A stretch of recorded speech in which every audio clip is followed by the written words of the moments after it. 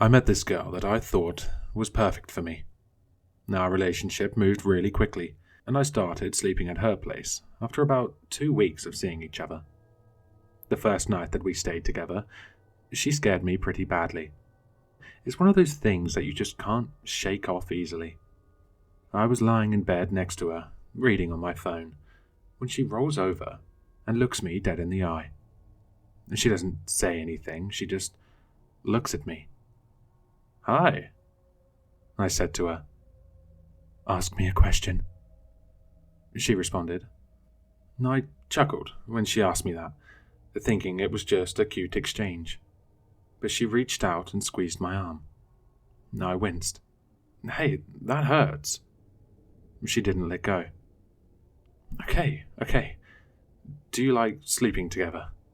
I asked.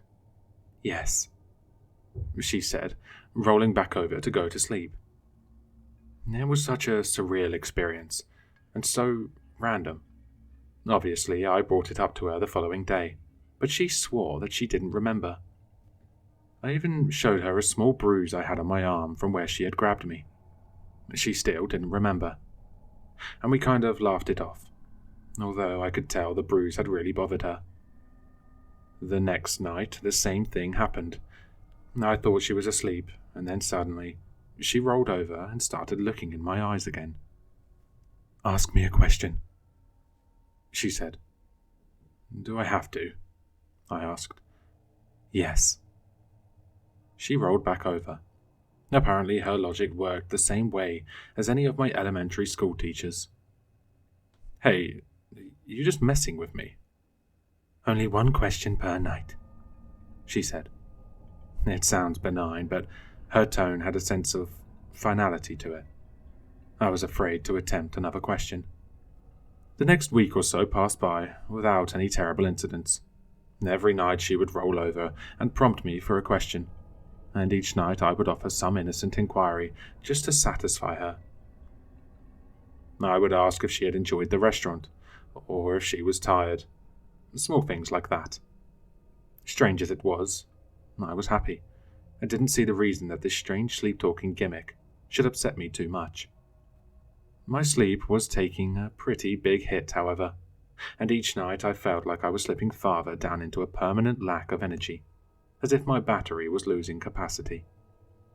There was one night in particular where I felt extremely tired, and fell asleep before her. I woke up sometime in the night with her hand gripping my arm, asking me for another question. "Not tonight," I said. "Go back to sleep." "You have to ask a question," she said. Frustrated, I tried to shut her down with an absurd question. "Fine. When will I die?" "After me." She rolled away as I sat up. The way she said those words. My body immediately broke into a cold sweat, and my stomach turned over. "What did you say?" I asked, angrily. "One question." No, not tonight." I grabbed her. I didn't want to hurt her, I was just so frustrated and admittedly pretty scared. I started to shake her. "Not tonight, you need to tell me. What's going on? Why are you doing this to me?" I was yelling loudly at this point. She didn't respond immediately, until suddenly she turned and pushed me. My mind almost expected some kind of supernatural strength, but ultimately it was my balance that got me. With my knees tucked under me and sitting on the edge of the bed, there was no way to stop my fall. I tumbled backwards, getting shrimped between the bed and the wall. I stood up, yelling even more, but she had already turned back over in bed. I finally started grabbing a few pieces of clothing and went out the door. I had been staying with her for a while, and had only been back to my apartment during the day occasionally. I finished the night of sleep there, shaking with anger. She called me in the morning, asking where I had gone. I tried to explain to her what had happened, and think it scared her more than it did me. "I pushed you out of the bed?" she asked. "Yeah, right into the wall," I said. "This has got to stop. I don't really know what it is, but it has to stop." I'm happy with you, but I don't know, I feel like I'm getting chipped away at, even when the nights are peaceful. I'm scared, she said. We decided to sleep apart for the night. I think she wanted us to at least see each other so I could comfort her, but I was mostly thinking of myself. I was extremely relieved to be apart, and hadn't realized the full extent of stress I had been under. I even went to bed much earlier than usual, and settled in for what I hoped would be a questionless night. I woke up. The clock said it was 3:22 a.m. I wasn't sure why I woke up. I didn't hear anything. All the lights were off. I even flicked on the lamp, but didn't notice anything. I wasn't sure anything had happened at all. I was still mostly asleep, but suddenly felt a little guilty over the whole situation. Maybe I had overreacted, and I worried about how upset I may have made her. I grabbed my phone to send her a text. She had already sent me one. Ask me a question, it said. Timestamped at 3:21 a.m. The text had woken me up. I quickly turned off my phone, as if that would make any difference. I was in a cold sweat again, fully awake. I barely had time to process what I had just seen before my phone started ringing. It was her. No chance I was going to answer the phone. All of it started to feel like a sick joke, and I quickly lost my earlier feeling of guilt. I shut down my phone completely and struggled to go back to sleep. I felt like all I needed was one day and night of rest. 3:52 a.m. A knock at my door woke me up, and I almost pissed myself. I knew it was her, and my fear grew without limits as I walked to the front door and looked out. There she was. Beautiful, but ghostly. Somewhere she shouldn't be, standing in the hallway patiently. I held my head against the door, trying to decide what I should do. I didn't open the door, but decided to try my luck. How can I make this stop? I asked, as loudly as I could. You can't, she said.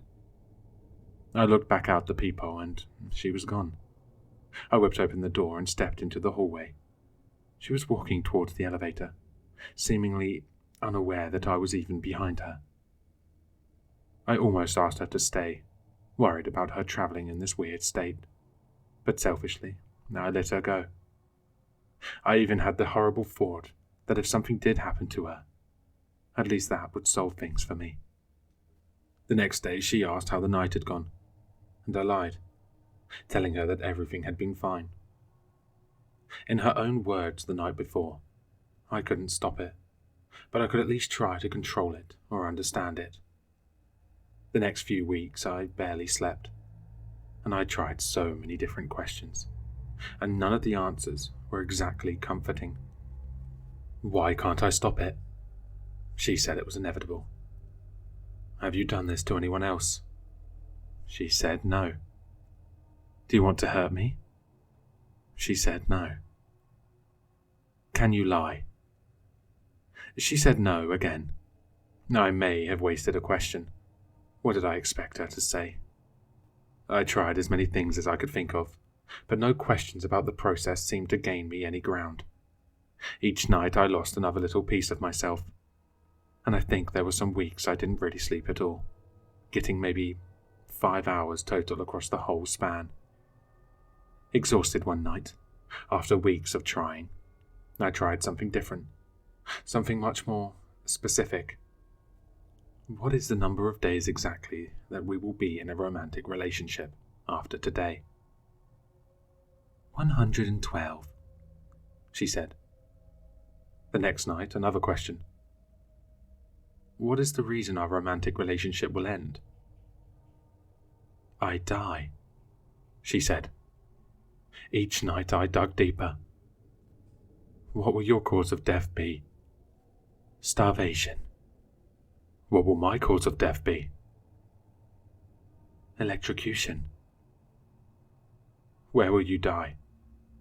Nearby. Can I keep you from dying? Yes. So the fortune can be changed? Yes. How can I stop you from dying? Don't kill me. Her words sent me into a lasting panic. I understood what she was telling me, but for all my exhaustion and despair, I kept trying. I searched for more and more clarification, but her answers always had a way of remaining just a little too vague. 6 more times I had tried to sleep in another place, even once staying in a hotel without telling her which one it would be. She showed up, out of thin air in the middle of the night, knocking on my door. I called a few people looking for solutions. I called doctors and even a psychic. But my heart wasn't truly in the search. My mind had fallen on an idea a while back, and although it filled me with shame, I couldn't get it out of my mind. She tried to help, but there wasn't anything she could do. Our relationship was slowly falling apart during the day, and it was difficult for her to understand the true gravity of the situation. I also refused to share many of the details with her, because I knew it would scare her even more. I tried to continue my investigation, but over time, I was just looping back around to the same questions, having forgotten many of her responses. I should have written them down, but each night, the sleep deprivation piled up and kept me from thinking clearly. At some point, I know I finally tipped the scales towards insanity, and I'm ashamed of what I did next.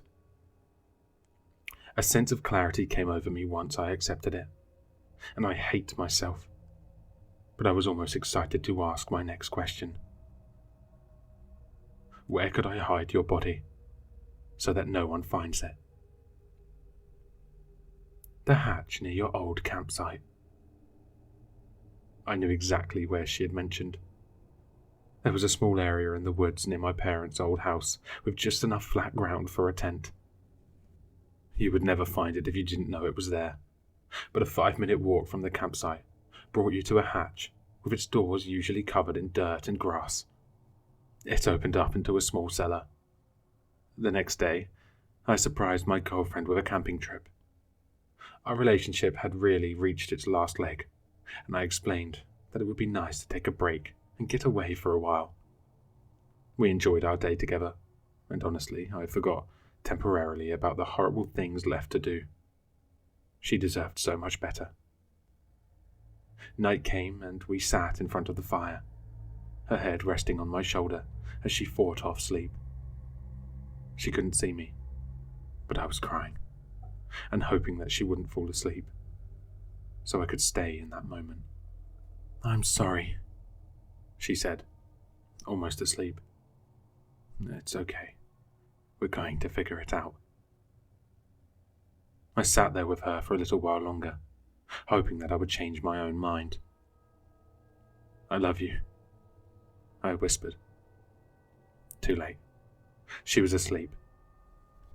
I picked her up out of the chair and carried her off into the woods. I finally found the old hatch and laid her down on the ground near it. It took a while to finally pry it open, pushing away years of dirt and leaves with my arms and feet. I had a new padlock in my hand that I had brought with us. I lifted her up again and walked her into the cellar, placing her down again in the center of the room. I sat down against the far wall of the cellar and somehow drifted off to sleep. I woke up to her standing in front of me. In that moment, I finally started to think of the person in front of me as someone completely different than the woman I had met. "Will she know that I loved her?" I asked. "Yes," she said. Before she could turn and head back to the campsite, I ran up the stairs and shut the hatch doors behind me, securing them with a padlock. But I stood there for a long time, knowing my girlfriend was just on the other side. Could I really leave her there? The past few months all came back to me, all at once. I stood there, feeling every ounce of the frustration and exhaustion that had plagued me throughout our relationship. Then I weighed that against how I felt each time I heard her voice, even in times of anger. Her voice was my favorite. I knew people that spent most of their relationships not even speaking to each other. Could what was happening to us be so bad that I would consider harming her? I think I had even had dreams of carrying all this out, leaving her in there, dealing with the guilt as I tried to forget everything that happened. It almost felt as if I really could have done it. And by this time, she hadn't been inside for only a few seconds, but instead days. As quickly as I had shut the doors of the hatch, I threw them open again. My girlfriend walked past me, back towards the campsite, ashamed and exhausted. I collapsed. I wasn't sure how I could face her when she woke up. Going through the motions woke me up more than anything. I realized how selfish I had been about the whole experience. Who knew the implications of what we were experiencing, the possibilities? I went back to the campsite soon after, to find her awake and concerned with where I was. It took a couple of hours and involved a lot of almost incoherent apologies. But I told her everything. I let it all out, completely, even what I had planned when we went camping. I didn't know how she would react. I don't think she did either. Ultimately, she said she wants to help try and understand what is happening, and what we can do to keep it from causing any more harm. We both know it will take a long time, but I love her, and I plan to give everything I have. That was 4 nights ago. She still asks for questions, but something has changed. I don't feel like I'm dealing with this by myself anymore, and I have a lot of hope. Things are not perfect, but I slept really well last night. I will update everyone on where we go from here. Hello, listeners. If you enjoyed this story, please check out the author in the description. For more content, leave a like, comment, and subscribe for more sinister readings.